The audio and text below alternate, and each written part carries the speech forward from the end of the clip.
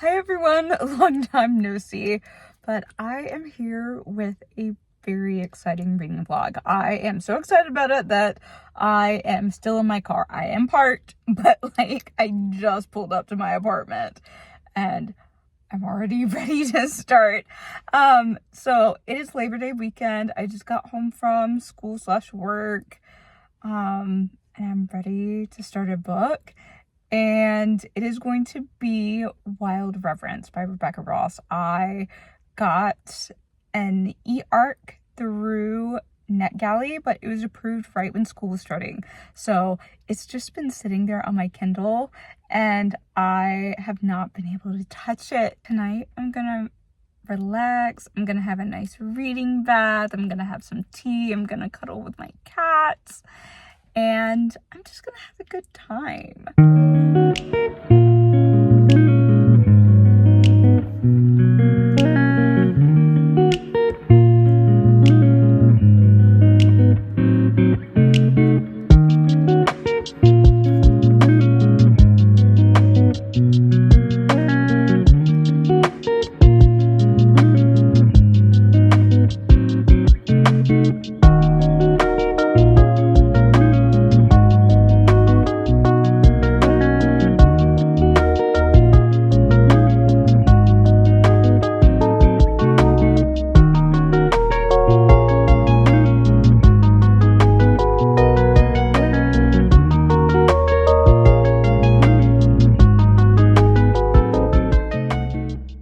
Good morning, everyone.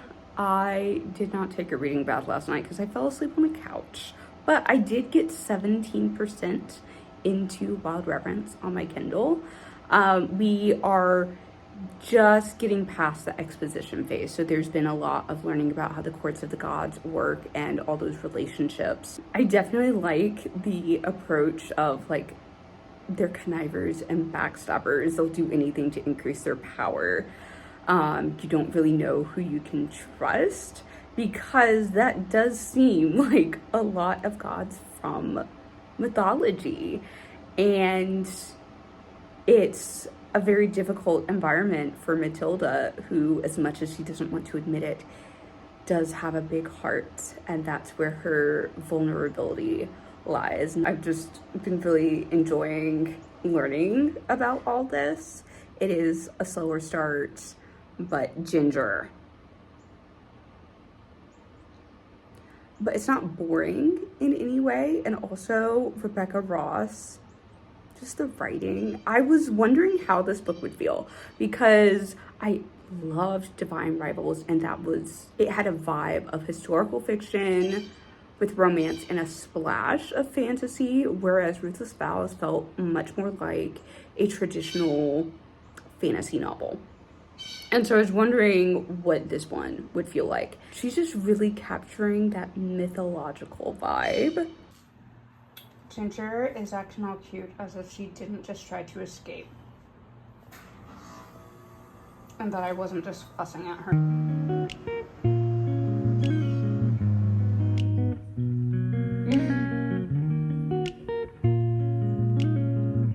That's happening in this book. Not her saying that the only person the god of war would ever grovel to was his wife.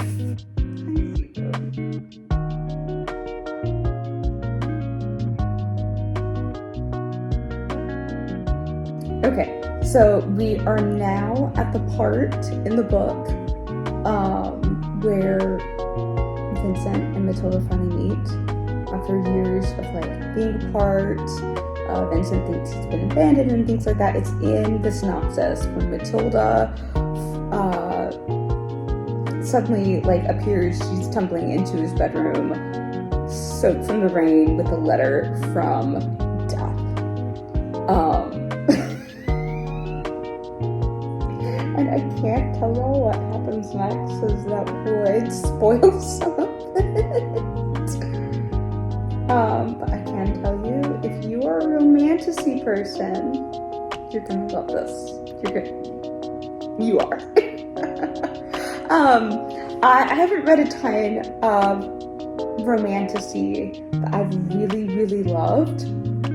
And I still don't think I like this as much as Divine Rivals, but it's certainly growing. The last line of, Roman numerals. What is this? 24. Oh my gosh.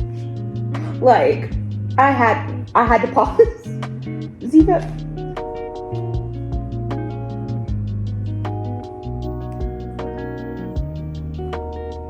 I love you, and I want to cuddle, but I also want to read. So can you not stand on my Kindle?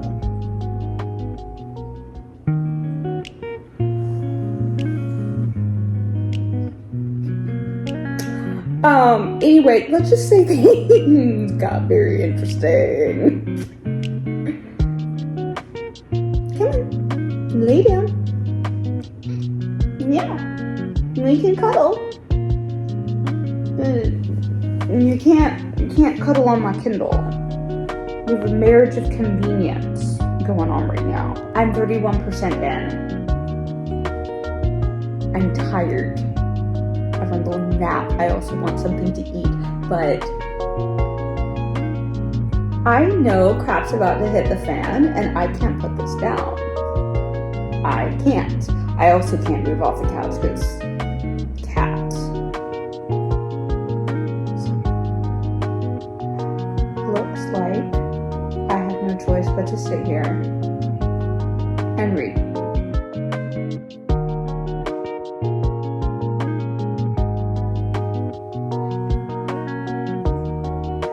Y'all, this chapter title? Forgive me, but I must kiss you now?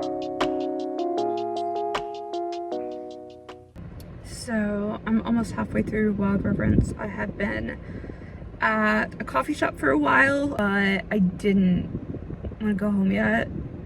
I knew I would be somewhat emotional at some point in this book, just from the dedication which reads for anyone who's ever had to let go of someone they love. I just don't think I was expecting it to open up as much emotion in me as it has. The past couple years I've been reeling from the loss of what was easily the most important friendship in my life, and kind of rebuilding my life from that. And gosh, there are people in the parking lot staring at me. Okay. Basically, I could tell I was getting into a funky headspace when I left the coffee shop, and now I'm at Barnes & Noble. Is it avoidance? Yes, but my other option is to drive around listening to Georgia Poet's Apartment, or be at home by myself. Those don't seem like good options right now, so bookstore.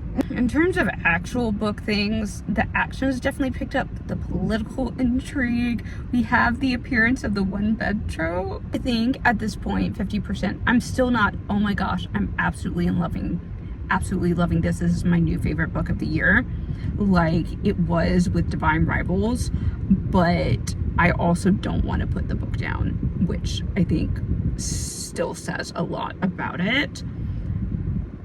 I'm still wanting there to be more Vincent. I feel like I don't have a very firm grasp on his character. Sunday, I am here with a little reading update. I am a little over 50% of my way through Wild Reverence. This, for sure, is not one of those romance or romantasy books where it's like steamy, spicy, right out of the gate. This is absolutely slow burn. Right now, the romantasy aspect is mainly coming from like tension and a will they, won't they, and kind of like trying to figure out feelings for each other. There's also this fact that both of them are being raised in worlds where things like love and vulnerability are seen as weaknesses. And so that's kind of where they're both coming from. This isn't like Sunshine Grump or like a Shadow Daddy situation. This is going to be Like emotional hurt, comfort, absolutely.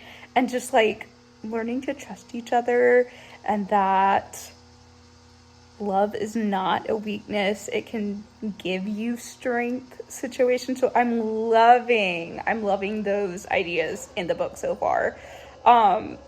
It's also not one of those romantasy books where the fantasy takes a huge backseat. I have a clear understanding, or a fairly clear understanding, of how the magic and the gods work in this book. And right now there's actually a lot of political intrigue going on. And if you read Divine Rivals and are familiar with the story of Imra and Dacre and how she puts like the underlings, the gods living below the earth, or the underworld, to sleep with her music, we're getting some of that in Wild Reverence, and that is causing a lot of complications and ramifications for what's happening with Matilda. So yeah, it's been really interesting seeing all the dynamics between the characters, and you know, Matilda saying that her heart is her weakness or her fault line, her emotions, but she's having to be in these situations where she has to be cunning, maybe a little bit ruthless, calculating. I still want more Vincent. I feel like there are gaps there, and I want to know more about Vincent, and I want more of his perspective and to understand him and just delve into his character a lot more. So that still remains my one big complaint. I am curious to see two things with the rest of the book now that I'm halfway through. In both the Letters of Enchantment duology and the Isles of Cadence, whatever the River Enchanted Fire Endless duology was called. Something that happened there was, one, in the second half of the story, in that sequel, the characters all end up being split up, doing these different missions, and it creates a lot of yearning and pining and things like that, and a lot of obstacles between the lovers being together. And so I'm curious to see if that is a trend that continues into the second half of Wild Reverence.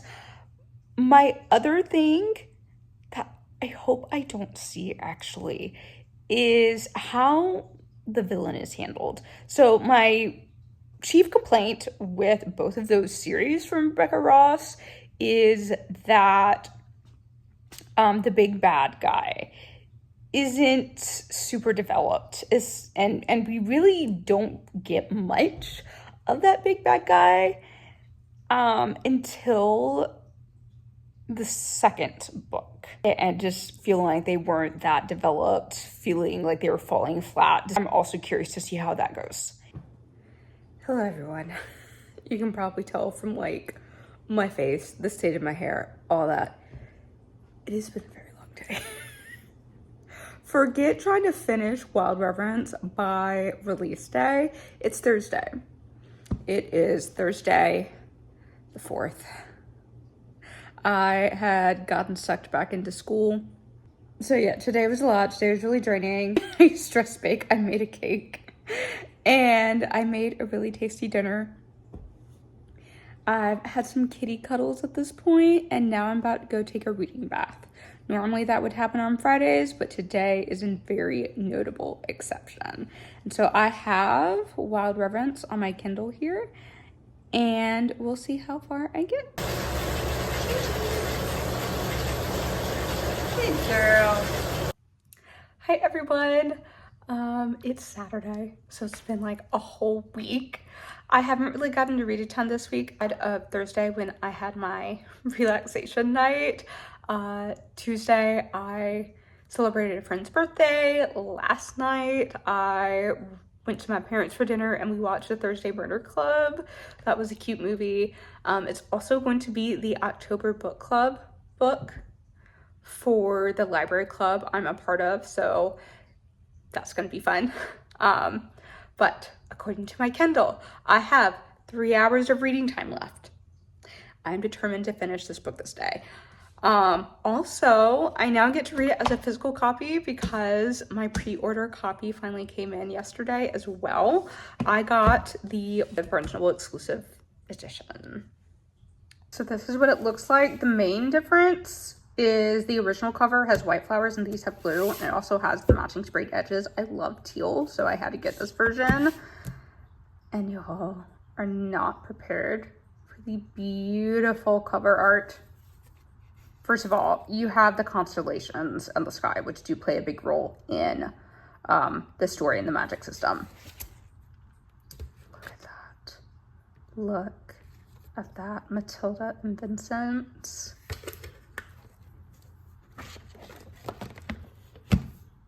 Oh, I'm so happy. Anyway, I'm finishing this today and I will update you with my final thoughts on the book. We love a good table of contents, and we are about to start Act 4, We Dream of What Could Be.